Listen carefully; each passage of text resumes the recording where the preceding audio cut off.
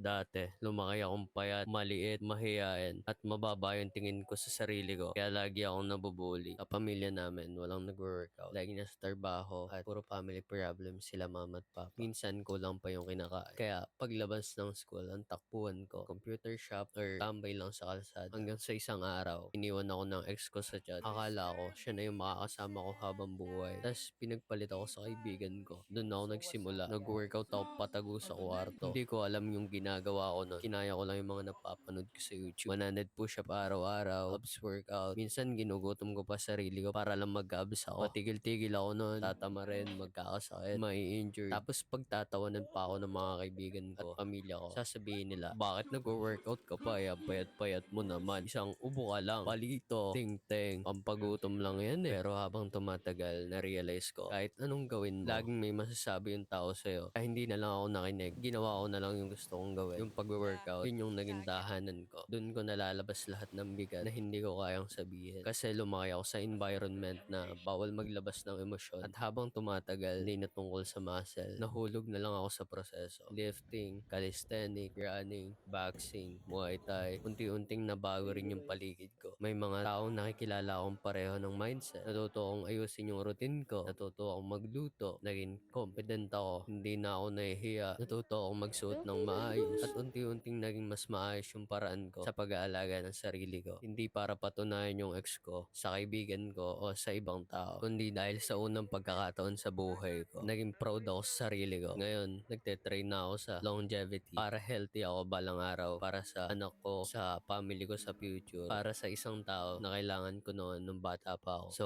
ito yung day 1 ng pagdadocument ng hybrid athlete journey ko. Getting stronger, learning a skill, running a marathon, building a lean physique. Kung katulad mo ako na mag-i-start pa lang sa fitness journey or nasa fitness journey na, tara, samahan mo ako, sabay tayo.